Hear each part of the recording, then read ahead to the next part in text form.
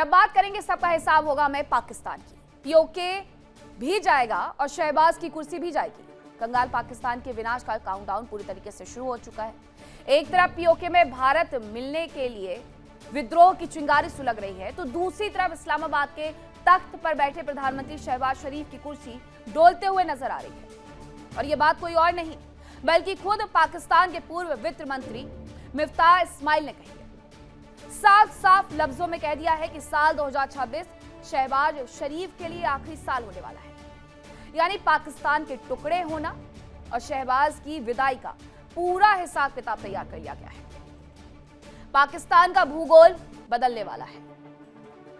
शहबाज शरीफ की विदाई तय हो चुकी है और पीओके बहुत जल्द पाकिस्तान के हाथ से हमेशा हमेशा के लिए फिसलने वाला है। ये तमाम सवाल इसलिए खड़े हुए हैं क्योंकि खुद पाकिस्तान के अंदर से शहबाज सरकार के डेथ वारंट की तारीख मुकर्रर कर दी गई है। दरअसल पाकिस्तान के पूर्व वित्त मंत्री मिफ्ताह इस्माइल ने एक बड़ा दावा करते हुए कहा है कि शहबाज शरीफ अब गिनती के दिनों के मेहमान हैं और 2026 बतौर प्रधानमंत्री उनका आखिरी साल साबित होने जा रहा है। Army chief general Asim Munir के सामने घुटने टेक चुके हैं शहबाज शरीफ की लोकप्रियता इस वक्त पूरी तरीके से रसातल में है। पिछले 4 सालों की अगर बात करूं तो पिछले 4 सालों में पाकिस्तान में गरीबी और बेरोजगारी ने 22 साल का रिकॉर्ड तोड़ दिया है। पूरा मुल्क दिवालिया होने की कगार पर है और जनता भूखी मर रही है। लेकिन इस कंगाली के बीच में जो सबसे बड़ा झटका पाकिस्तान को लगने वाला है वो पीओके का हाथ से जाना होगा। पीओके यानी कि पाकिस्तान के अवैध कब्जे वाले कश्मीर में विद्रोह की चिंगारी भड़क चुकी है।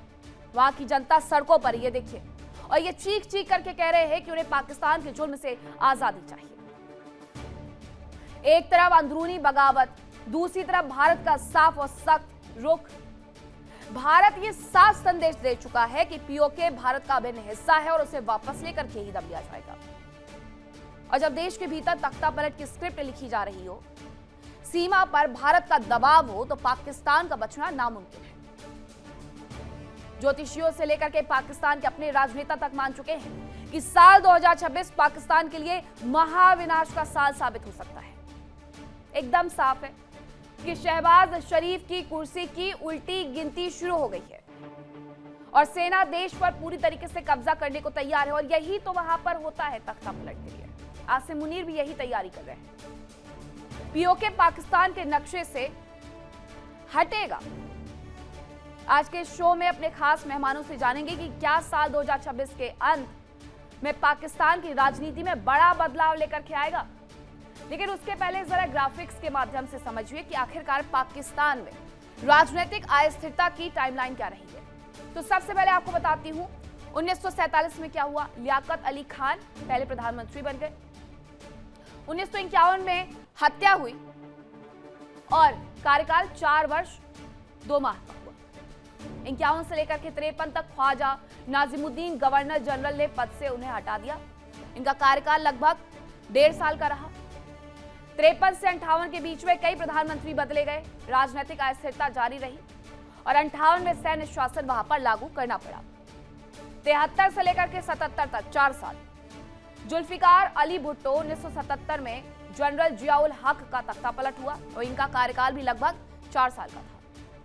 उसके बाद दौर आता है 1988 से 1990 का। बेनजीर भुट्टो पहला कार्यकाल था इनका और राष्ट्रपति ने सरकार को इस दौरान बर्खास्त कर दिया और इनकी सरकार 1 साल 8 महीने की होकर के रह गई। फिर नवाज शरीफ, इनका पहला कार्यकाल कितना रहा। राष्ट्रपति से टकराव हुआ, पद छोड़ना पड़ा और मात्र 2 वर्ष 7 माह वो टिक पाए। 1993 से 1996 बेनजीर भुट्टो का दूसरा कार्यकाल शुरू होता है। करप्शन के आरोप लगते हैं उन्हें। भ्रष्टाचार के लिए बर्खास्त कर दिया जाता है मात्र 3 वर्ष के भीतर। 97 से 99 में नवाज शरीफ चुनकर के आए दूसरे कार्यकाल में और जनरल परवेज मुशर्रफ का सैन्य तख्ता पलट यहां पर देखने को मिला और 2 वर्ष 8 माह में उनकी सरकार भी भंग हो गई। 2008 से 13 में क्या हुआ। यूसुफ रजा गिलानी की सरकार और संसद का कार्यकाल पूरा हुआ, लेकिन गिलानी 2012 में अयोग्य घोषित कर दिए गए और स्वयं 5 साल पूरे वो भी नहीं कर पाए। 2013 से 18 के दरमियान क्या हुआ। नवाज शरीफ का तीसरा कार्यकाल शुरू हो गया। सुप्रीम कोर्ट ने उन्हें अयोग्य ठहरा दिया और 4 साल 2 महीने के भीतर इनका कार्यकाल भी चौपट। फिर आता है 2018 से 2022। इमरान खान बैठे वहां पर कुर्सी में, क्या हुआ? अविश्वास प्रस्ताव से सत्ता से बाहर का रास्ता दिखा दिया गया। आज तक जेल में बंद हैं और 3 वर्ष 7 माह का उनका केवल कार्यकाल रहा। 2024 से वर्तमान में शहबाज शरीफ प्रधानमंत्री हैं और अब उन्हें भी कभी भी हटाया जा सकता है, जैसा कि वहां के पूर्व वित्त मंत्री का कहना है। अब पीओके में जो हाहाकार मचा हुआ है उसकी वजह से पाकिस्तान लाचार क्यों है? क्योंकि पीओके में विरोध प्रदर्शनों ने अब तेजी पकड़ ली है और चुनावी सीट के मुद्दे पर पाकिस्तान में जन आक्रोश भड़का हुआ है। पाकिस्तान के कई इलाकों में शटर डाउन है, चक्का जाम है। प्रदर्शनकारी और पुलिस के बीच में हिंसक झड़पें देखने को मिल रही है, जिसकी तस्वीरें लगातार न केवल टेलीविजन स्क्रीन पर आपके सामने आ रही है बल्कि सोशल मीडिया, क्योंकि पाकिस्तान तो इन्हें झुठलाएगा। उनका झूठ सोशल मीडिया से जरूर पकड़ लीजिएगा। अब 200 से ज्यादा लोगों की मौत की रिपोर्ट है, लेकिन सरकारी आंकड़े भला कब पूरे होते हैं? सरकारी आंकड़े कहते हैं कि सिर्फ 17 लोगों की मौत हुई है। यही वहां के नेता भी राग अलाप रहे हैं। सैकड़ों लोग घायल हो गए हैं, कई लोग अभी भी गायब हैं। इंटरनेट और संचार सेवाओं पर प्रतिबंध है। मुजफ्फराबाद की स्थिति यह है कि वहां कई क्षेत्रों में तनाव अब भी बना हुआ है। JAAC आंदोलन सरकार के लिए सबसे ज्यादा चुनौती भरा है। विपक्ष और स्थानीय संगठनों का विरोध भी इसके साथ साथ तेज हो गया है। बलूचिस्तान से लेकर के गिलगित बाल्टिस्तान तक, उसके बाद अगर आप जाएंगे पीओके तक, तो पूरा पाकिस्तान बिखरा हुआ है और टुकड़ों में बंटने के लिए तैयार नजर आ रहा है। शहबाज के राज में पाकिस्तान किस तरीके से बेहाल हुआ है, जरा वो जानिए। तो पिछले 4 साल में पाकिस्तान के इतिहास के ये सबसे खराब साल रहे हैं। पाकिस्तान 4% की विकास दर भी हासिल नहीं कर पाया। पाकिस्तान में जो गरीबी है उसका स्तर बढ़ा है। 10 साल के उच्चतम स्तर पर, वहां पर गरीबी रेखा के ऊपर लोग, रेखा के नीचे लोग पहुंच गए और बेरोजगारी 22 साल के सबसे उच्चतम स्तर पर है। तो ये स्थिति है पाकिस्तान की, जो ये कहता है कि वो भारत के साथ जंग करेगा।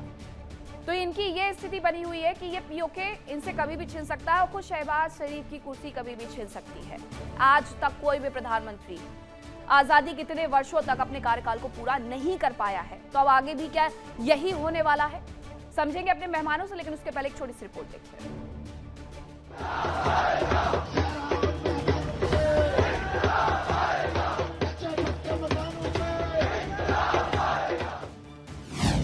विपक्ष में जश्न, चालबाज शहबाज की विदाई है।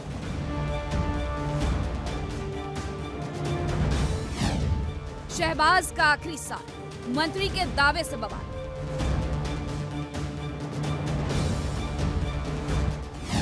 पीओके में बवाल, खंड खंड होगा पाकिस्तान।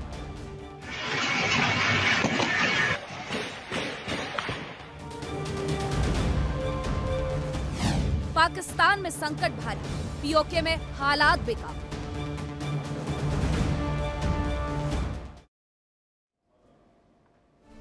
तो चर्चा की शुरुआत करूं, लेकिन उसके पहले बड़ा सवाल यह है कि क्या शहबाज शरीफ की विदाई के साथ पाकिस्तान के टूटने की उल्टी गिनती भी शुरू हो चुकी है? करेंगे चर्चा की शुरुआत। कौन कौन से मेहमान मेरे साथ जुड़े हैं आपका परिचय करवाती हूँ। मेरे साथ जुड़ रहे हैं विंग कमांडर आलोक साय, रक्षा विशेषज्ञ, कर्नल SK मलिक, रक्षा विशेषज्ञ, डॉक्टर इरशाद अहमद, नेता है पाकिस्तान से हमारे साथ जुड़े हैं, डॉक्टर सज्जाद बुखारी, वरिष्ठ पत्रकार है, पाकिस्तान से हमारे साथ जुड़े हुए हैं, डॉक्टर इरशाद अहमद, पूर्व वित्त मंत्री की तरफ से आया हुआ ये बयान आपके यहाँ पर राजनीतिक भूचाल लेकर के आ रहा है, कैसे इसे कवर अप कर रहे हैं आप? बहुत शुक्रिया जी। पहले तो मैं अर्ज करूंगा, देखिए जितना झूठ आप लोग बोलते हैं, आपको कभी कभी सोच आई कि हम क्या कर रहे हैं? आपका भगवान आपसे नाराज नहीं होता जितना आप झूठ पाकिस्तान के लिए बोलते हैं। देखिए, मैं सुनिए जरा, मैंने आपको इंट्रो में 20 मिनट बड़ा बर्दाश्त किया झूठ बोलते हुए। दूसरी बात यह है कि आप कह रही हैं कि 4 साल में पाकिस्तान इंतहाई पस्ती की तरफ चला गया, ये आपके अल्फाज हैं। क्या आप पूरी दुनिया को मालूम नहीं है, क्यों आपके आंखें और कान बंद हैं कि पाकिस्तान अजीम से अजीम तर बना इन 4 सालों में? इन 4 सालों में वो कुछ करके दिखाया जो दुनिया सोच भी नहीं सकती थी। हम खुद भी नहीं सोच सकते थे कि हम इतने ताकतवर, इतने अजीम मुल्क में रहते हैं, हम इतने अजीम पाकिस्तान के बाशिंदे हैं।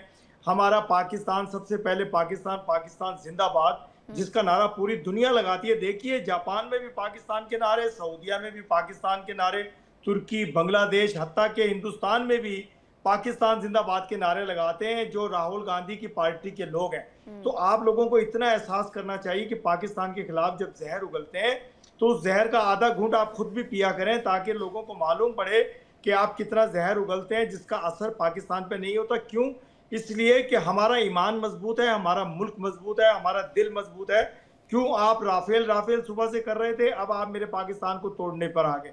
पिछले 78 साल से यही तोड़ने की कोशिश कर रहे हैं और पाकिस्तान मजीद मजबूत हो जाता है। अभी आप मेरे वजीर आजम के तोड़ा लिए होने बात कर जाता रही है थी जिनमें कि दम उनकी हो, हुकूमत तोड़ा होने जाता है डॉक्टर इरशाद अहमद जिनमें दम हो। पाकिस्तान में क्या दम है? जहां प्रधानमंत्री अपना 5 साल का कार्यकाल पूरा नहीं कर पाया, आपको सच्चाई इसलिए नजर नहीं आती। हो सकता है आपके यहाँ पर इंटरनेट भी बहुत महंगा हो, कभी फोन उठाया करिए, उसमें गूगल किया करिए, यूनेस्को की रिपोर्ट्स पढ़ा करिए। अब मैं आपको बताती हूँ, क्योंकि आप, मुझे लगता है कि काफी हद तक अपना जो प्रचार है वो कर चुके होंगे। यहाँ पर आपको चुनाव नहीं लड़ना है। यूनेस्को कहता है कि गरीबी दर कितनी बड़ी है पाकिस्तान में, 30% आबादी, 7 करोड़ से ज्यादा लोग प्रभावित हैं। पुराने आंकड़े हैं, अभी के भी नहीं है, वो भी 2024। इसके बाद आपके यहाँ पर भूखमरी में क्या हुआ? भोजन की कमी की वजह से लोग अपने भोजन की थाली में बुनियादी चीजें, आटा तक महसूस नहीं कर पा रहे हैं। देश की 20% ग्रामीण आबादी अत्यधिक खाद्य असुरक्षा और तीव्र कुपोषण का सामना कर रही है। अरे मतलब आप बोलते हैं तो थोड़ा सा बोलने से पहले पढ़ लिखते हैं, या फिर सीधे आपको लगता है कि पार्टी का एजेंडा यहाँ पर भी चला लेंगे और यहाँ पर भी चुनाव जीत जाएंगे? यहाँ पर थोड़ी ना इलेक्शन हो रहा है, पीओके में जाकर के लड़िए, वहां जाकर के जीतिए जहां पर आप लोगों को मार रहे हैं। विंग कमांडर आलोक साइजी यूनेस्को झूठ बोल रहा है। उनकी तरफ से जो फटकार लगती है यूएनएससी की तरफ से वो झूठी लगती है। इनके वित्त मंत्री जो बयान देते हैं वो झूठे होते हैं। तो पाकिस्तान का मतलब पूरा का पूरा किरदार ही झूठा है। मीनाक्षी जी नमस्कार। ये पूरे पाकिस्तान में जो आटा दाल का भाव है वो सब झूठा है। पाकिस्तान में 400 रुपए लीटर पेट्रोल है वो सब झूठा है। पाकिस्तान में जो 70 मिलियन लोग बिलो पॉवर्टी लाइन है, जो इंटरनेशनल डाटा बता रहा है, इंटरनेशनल एजेंसियां बता रही है, वो सब झूठा है। पाकिस्तान सबसे खुशहाल देश है। पाकिस्तान इतना तरक्की कर गया है कि आटा दाल चावल वहां नदियां बह रही हैं, वहां पे मतलब लोग इतने खुशहाल है। क्या बात, किस मुगालत में आप लोग रहते हो? माने थोड़ा सा कुछ तो शर्म करो। आप ये तो बात देख लो कम से कम। चलो आप एक एक करके आ जाओ ना। चेहरा और मेरा चेहरा देख ले, कितने खुशहाल है हम लोग। इरशाद साहब, चेहरे से खुशहाली आदमी के हुलिये से खुशहाली आती है। ऐसे बोलने से बात करने से नहीं होता है। डाटा से बात करता है इरशाद साहब, डाटा से बात करते हैं। ये मदरसा वाली बात नहीं, डाटा से बात कीजिए। डाटा से पेट्रोल का रेट क्या आपके पेट्रोल क्या रेट है, कैसे लीटर है? आटा क्या भाव है? किसके चेहरे पे आटा क्या भाव है? पेट्रोल क्या भाव है? और ऐसे शर्मनाक चेहरा लेकर के आप आ जाते हो, ये बोलते हो कि पाकिस्तान बहुत ही अच्छे हालत में है। बताओ ना क्या रेट है आटा वहाँ, बताओ क्या रेट है वहाँ पेट्रोल क्या रेट है? मेरे मुल्क में पेट्रोल 400 रुपए लीटर है, फिर भी पाकिस्तान जिंदाबाद। पाकिस्तान हमेशा जिंदाबाद, पाक आर्मी जिंदाबाद, वजीर आजम जिंदाबाद। देखें हम खुशहाल लोग हैं, हम मस्ती में, हम मजे में हैं, क्योंकि हमारा मुल्क खुशहाल है। मेरा मुल्क खुशहाल है। मुल्क के लिए हम अपनी जान भी दे सकते हैं। पैसे क्या चीज है? आप खुशहाल हैं, आपकी जनता खुशहाल नहीं है। आपकी जनता वहां पिस रही है, इसी मुगालत में आप रही है, और इसीलिए वहां विद्रोह हो रहा है। यही आप देखिए साहब, वहां विद्रोह क्यों हो रहा है? इसीलिए हो रहा है कि आप तो वहां के टीवी चैनलों पर बोलेंगे कोई बात नहीं, 400 रुपए लीटर है, हम बहुत कुछ है। अरे वो जनता मर रही है, वो कुछ नहीं है। वो झंडा लेके रोड पे आ रही है, उस पर आप डंडा और गोली चला रहे हो। वो कहां से संभालोगे? आपका मिनिस्टर, आपके मिनिस्टर बिलावल साहब बोल रहे हैं कि आप जनता को इस तरह से अगर उनके साथ पेश आओगे तो आपकी गद्दी चली जाएगी। वो खुद बता रहे हैं कि डेमोक्रेटिक स्ट्रेंथ जो है, डेमोक्रेटिक रूट्स, वो पाकिस्तान में कम होता जा रहा है। शासन जो है वो सेना के हाथ में चली गई है। सारे डिसीजन मुनीर साहब ले रहे हैं। आपका मिनिस्टर आकर के लाइव टीवी चैनल पे बोल रहा है। आपकी एंकर साहबा ने कहा कि मेरे वजीर आजम 5 साल नहीं करेंगे। मैं आपको ये बता रहा हूँ, आपके यहाँ के पूर्व वित्त मंत्री ने कहा। मैंने बहुत शुरुआत में उस इंट्रो में बताया भी था, और मैंने आपसे सीधा सवाल किया था कि आप उसे कैसे कवर अप करेंगे। अब आप तो नेता होने के नाते नहीं कर पाए, पत्रकार होने के नाते डॉक्टर सज्जाद बुखारी आप बताइए कि आपके पूर्व वित्त मंत्री जो बयान दे रहे हैं, आप लोग उसकी भरपाई कैसे करेंगे? क्यों उनकी तरफ से इतना बड़ा बयान आ गया कि शहबाज शरीफ अपना पूरा कार्यकाल भी नहीं करने वाले हैं? मैंने थोड़ी दिया है ये बयान। बहुत शुक्रिया, आदाब अर्ज़ जी। पाकिस्तान जिंदाबाद, पाकिस्तान हमेशा पाइंदाबाद। आपने मीनाक्षी जो सवाल उठाया है, मैं उस सवाल का आपको जवाब दूंगा। मैं चाहूंगा कि तमाम जो आपके पॉइंट्स हैं मैं उसका जवाब दूं, बहुत शॉर्टली कोशिश में करूंगा क्योंकि मेरा अपना शो भी है। एक तो मिफ्ता इस्माइल साहब जिसके अभी आप विजुअल्स चला रहे हैं, एक तो मैंने आपसे एक रिक्वेस्ट की है, आप विजुअल जरूर चलाया करें लेकिन डिस्कशन के दौरान जो है उसको आप विंडो के सेंटर में बने रख लें। आपके साथ पाकिस्तान के जो एक गेस्ट और जुड़े हुए हैं डॉक्टर सज्जाद बुखारी, अगर पत्रकार हैं तो थोड़ा सा समझा करिए, टेक्निकल ग्लिच भी कोई चीज होती है। आपके साथ के जो पाकिस्तान के नेता हैं उनका फ्रेम चला गया, इसलिए फ्रेम चेंज करने में थोड़ा टाइम लगता है। आप बोलिए, प्लीज कंटिन्यू।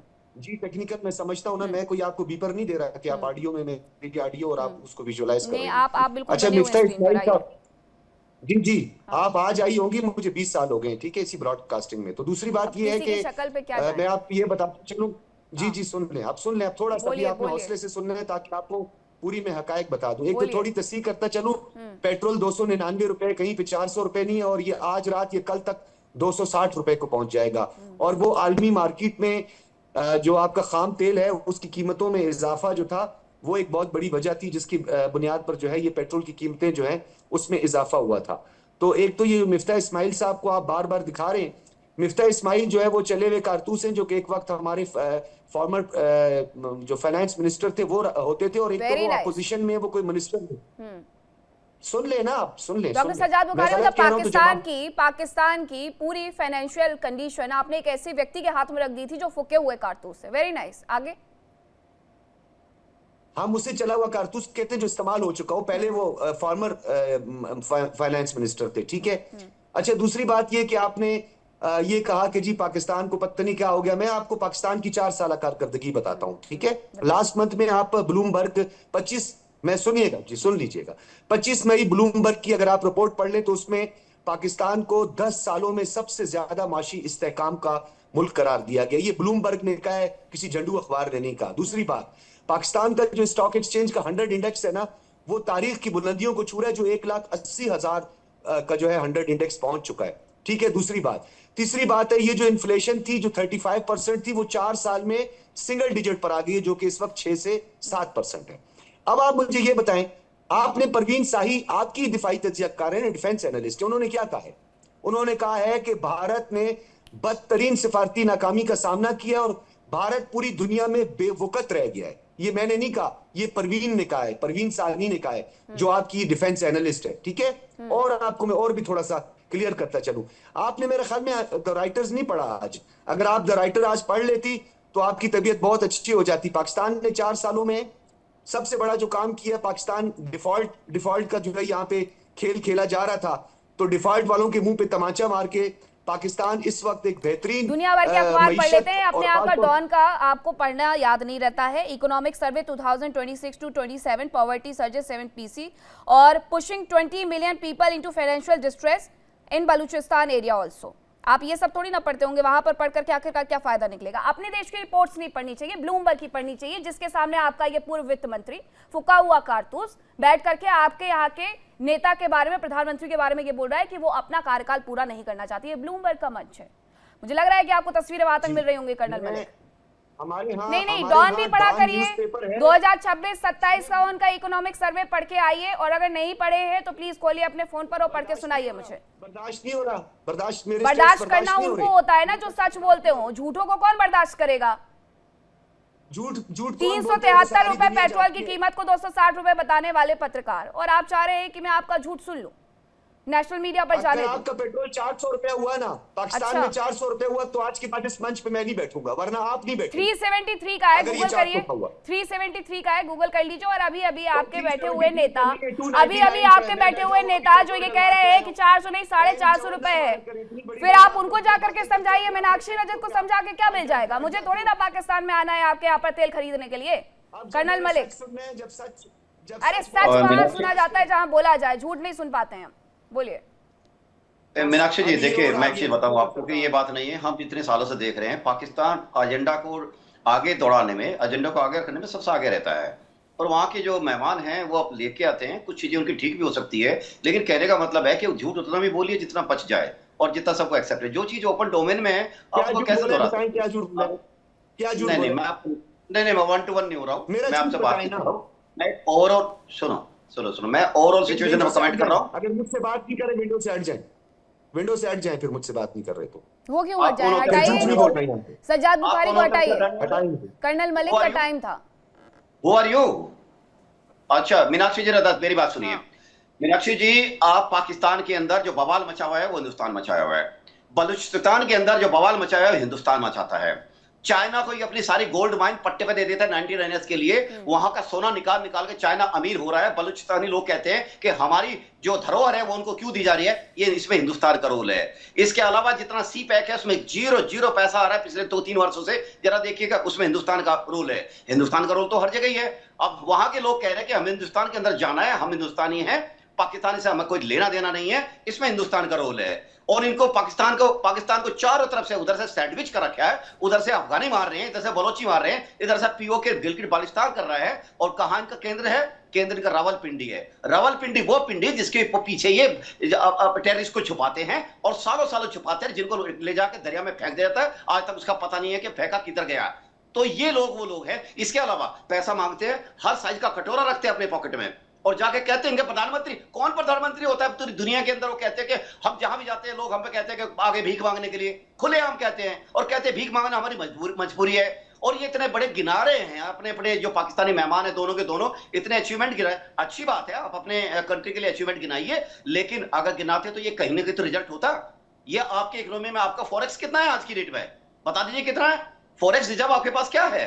आपके लोग कहते हैं कि टांगे कांप रही है आपकी, ये हमने तो नहीं कहा। आपकी पार्लियामेंट के अंदर लोग कहते हैं कि नहीं, हिंदुस्तान को, उसको पायलट को छोड़ दीजिए, नहीं तो हिंदुस्तान बहुत भारी पड़ेगा, ये हमने तो नहीं कहा। लोग कहते हैं पाव के बम फेंक दे, ये हम तो नहीं कहा। आपके इंटीरियर मिनिस्टर थे ना वो भी आपके चले हुए कारतूस होंगे। तो जो मिनिस्टर निकल गया वो सारे चले हुए कारतूस थे। आपके लिए भरे हुए कारतूस कौन है? आपके लिए पाकिस्तान के प्राइम मिनिस्टर थे, इंपीचमेंट कर दिया आपने। किसके? अमेरिका के पापा के कहने पे। पापा और जाके अपने जनरल साहब पापा जोन्स खोल लेते हैं, पापा जोन्स आराम से बेचते हैं, मजे लेते हैं। और आपके जैसे को आपके हमारे मेहमान बोल रहे थे कि हम तो मजे में हैं, बिल्कुल होंगे। एसी रूम में बैठने वाले हमेशा मजे में होते हैं। उनसे पूछिए बेचारों को जिनको 5,500 रुपए 10 केजी का आटा मिल रहा है, उनसे पूछिए ना जाके। वो कहते हैं कि हमारे यहाँ बिजली पैदा होती है, हमको 5% 10 केजी का आटा। बहुत बड़ी मीडिया पे सुन रहे हैं लोग भी। होती है भीख मारने की तो भी याद होती है, इतनी डींग ना मारे। खबरें आ रही है, हम उसी को उठाते हैं। बहुत बड़ी छोड़ दिया आपने, आप बता दीजिए। बहुत बड़ा छोड़ा है आपने, पूरा तोप मार दिया आपने। इतना झूठ बोला, इतना, यानी को हद होती है। अच्छा, इनका कहना था कि जो ऑफ सिंदूर में तो कुछ नहीं हुआ। ये मेरे दोस्त हैं और हमने टेंडर निकाल दिया ना आज। ये कहते हैं तैयारे गिरा दे, तैयारे कितने तैयारे? 36 का मेंटेनेंस टेंडर आज आउट कर दिया है राफेल का। तो कहा तैयारे? और इनके पास एक चवन्नी भर की फ्लड पॉक्टने, चवन्नी कह रहा हूं, चवन्नी आती है ना, चवन्नी आती है ना। गिनो अपने, गिनो कितने? 11 के 11 गिराए और 318 याद रखना। डॉक्टर ठुकाई 318 का किलोमीटर के बाहर जाके अवेक्स को ठोका है तुम्हारे। मैं ठुकाई, मिस्टर झंडू, डॉक्टर झंडू, सुनो मेरी बात। 36 की वीडियो दिखाइए अवेक्स को तोड़ा है अंकल, 36 की वीडियो दिखाइए सिर्फ एक। हैंगर के अंदर छुपाया, हैंगर के अंदर सरकार बच जाएगी ना? डॉक्टर इरशाद अहमद, सरकार बच जाएगी या सच में जाने वाली है? पूर्व वित्त मंत्री अगर इस तरीके का बयान दे रहे हैं तो क्या सोच करके उनकी तरफ से दिया गया? आप उस मुद्दे पर तो आइए, उसके बारे में तो बताइए। आपका तो इतिहास है कि 5 साल कोई भी प्रधानमंत्री टिक नहीं पाया, ये इतिहास आगे भी कंटिन्यू रहेगा। आप जरा सुनिए, मैं आपसे अर्ज कर रहा था कि आप 5 साल की बात करती हैं। मेरे वजीर आजम 7 साल वजीर आजम रहेंगे, 18 माह पहले के, और फिर 5 साल ये वाहिद वजीर आजम होंगे जो 7 साल पाकिस्तान में वजीर आजम रहेंगे इंशाअल्लाह, बशर्ते जिंदगी। खुदा इनकी लंबी जिंदगी करे, क्योंकि ये इतने अजीम वजीर आजम हैं मियाँ मोहम्मद शहबाज शरीफ साहब, जिन्होंने मुल्क में खुशहाली की भी कसम खाई है, इन्होंने तरक्की की भी कसम खाई है। अभी बात कर रहे थे आपके साथ कि सी पैक पे पैसा 1 रुपया भी नहीं आ रहा। देखिए सी पैक पे जो कुछ हम काम कर रहे हैं चाइना के साथ मिलकर, अपने असली दोस्त के साथ, अपने प्यारे भाई के साथ, चाइना और पाकिस्तान जो मिलकर के सी पैक पे जो काम करने जा रहा है, खुदा की कसम आपके जहाज भी लंगर अंदाज होंगे वहां आकर के। ये याद रखिएगा, आपको और हमें रब की जात जिंदगी दे, आप इंशाल्लाह हमारे पास आएंगे, आपका सामान ही आया करेगा, आप पाकिस्तान को किराया भी पे करेंगे और अपने जहाज लंगर अंदाज किया करेंगे। एक बात तो ये याद रखिए आप। दूसरी बात यह है कि अगर आप झूठ ना बोलें, अगर आप सच सच सोचें, अगर आप जहरीला अपने जहन को तब्दील करें, पाकिस्तान से मोहब्बत की बात करें, तो आपको इतना अच्छा पाकिस्तान नजर आएगा। इतने अच्छे लोग हैं हम प्यार करने वाले, तो आपको मजा आएगा हमारे साथ दोस्ती करके। तो देखिए पूरी दुनिया हमारे साथ खड़ी है, एक वाहिद आप और आपके बाप इजराइल खड़े हैं, वो अलहदा हैं। 2 मुल्क सिर्फ पूरी दुनिया में अलहदा खड़े हैं। अगर आप भी हाथ मिला लें, इजराइल फिर तनहा रह जाएगा, फिर वो किसी काम का नहीं रहेगा। आए हमसे हाथ मिलाएं, आए मिलकर के खित्ते को बेहतरीन गुलो गुलजार बनाएं, आए मिलकर के दहशतगर्दी का खात्मा करें, जो कि आप करवाते हैं। उस दहशतगर्दी का अगर आप सिर्फ सोच रहे तो दहशतगर्दी खत्म हो जाएगी। बिल्कुल सही कहा आपने, खात्मा तो करवाते, बिल्कुल सही कहा आपने। लेकिन आलोक साय जी, गद्दारों के साथ हाथ कब से मिलाना शुरू कर दिया भारत ने? हाँ मीनाक्षी जी, देखिए मैं जब बोलूंगा ना तो ये लोग बीच में डिस्टर्ब करने की कोशिश करते हैं, थोड़ा इनका ऑडियो कंट्रोल कीजिएगा। ये देखिए, ये झूठ बोलने से नहीं होता है। आपके पास भी गूगल है, आप अपने यहाँ आटे का भाव चेक कर लीजिए, भारत में आटे का भाव चेक कर लीजिए। आपके यहाँ फॉरेक्स रिजर्व जो है वो एक डाटा होता है जिससे पता चलता है कि चेक कर रहे हैं हम क्या ऐसी है। आपके पास फॉरेक्स रिजर्व है $21 बिलियन, भारत के पास है $700 बिलियन। जाके गूगल पे चेक कीजिए, भारत का डाटा मत चेक कीजिए। 28 करोड़ है, आप 1.5 अरब है, शर्म तो कीजिए कुछ थोड़ी सी। आप अपने एक बंदे के हिसाब से पैसा 299 रुपए आ गया है। क्या आपने चेक किया भारत में पेट्रोल क्या रेट बिक रहा है? 28 करोड़ है। क्या आपने चेक किया भारत में पेट्रोल क्या रेट बिक रहा है? आपके यहाँ तो बहुत बढ़िया से तेल आ रहा था, आपके यहाँ बहुत बढ़िया से तेल आएगा। वो अभी ईरान के आपके यहाँ आटा का भाव क्या है, मेरे यहाँ आटा का भाव क्या है, आपके यहाँ अंडे का भाव क्या है, मेरे यहाँ अंडे का भाव क्या है? और ये जो आप लोग चिल्लाना शुरू करते हैं, इतनी इसमें कोई महाकिस्म की जो है ना, तो मुझे याद आता है, ऑडियो कंट्रोल कीजिएगा। तो मुझे याद आता है ये जो भिखारी जो पूरे विश्व में भरे हुए हैं ना, ये तरह तरह के हाथ की इशारे करके भीख मांगते हैं। भिखारियों का देश बताया गया पाकिस्तान को। 80% of the beggars in the world, ये डाटा है भाई, मेरा डाटा नहीं है, ये हिंदुस्तान का डाटा नहीं है। ये इसी तरह से हाथ के इशारे करते हैं और इसी तरह से भीख मांगते हैं। वही मुझे याद आ गया जिस तरह से आप हाथ के इशारे कर रहे थे। तो इशारे करने से और झूठे दावे करने से आप कुछ भी साबित नहीं कर पाओगे। क्या हो गया डॉक्टर सज्जाद बुखारी? क्या है अपना दाम देखो। सज्जाद बुखारी क्या है ये 8-0 है। हाँ बताइए, अब उसके मतलब भी बता दीजिए। जी हाँ। सबसे पहले तो ये जो आप $750 अरब की फॉरेन रिजर्व्स की बात कर रही है ना, तो वो हमने 8% इंटरेस्ट रेट नहीं लिया हुआ। आप लोगों ने अपने कमर्शियल बैंकों से 8% इंटरेस्ट रेट पर ये फॉरेन रिजर्व्स बनाए हुए हैं। पहली बात, टाटा अंबानी और अंडानी को निकाल दें तो $1.5 अरब भी आपका नहीं बचेगा। क्या औकात है आपके यहाँ पर? अगर किसी बिजनेसमैन की, अगर बिजनेसमैन की औकात नहीं है आपके देश को बनाने की, तो आप किसी का कंपैरिजन करेंगे? आपके यहाँ की पर कैपिटा इनकम कितनी है? $1450। भारत की कितनी है? $2800। $1450 के बाद यूएई से कौन भिखारी निकाले गए थे? और डॉक्टर सज्जाद बुखारी, आप कब से सूट और टाई लगा करके आटा खरीदने जाने लग गए? आपको कैसे पता रेट? ये भी बातें करते हैं बच्चे सूट और टाई पहन करके जाते हैं क्या आटा खरीदने के लिए? जाके डोनाल्ड ट्रंप को जवाब दे, यहाँ डींगे ना मारे।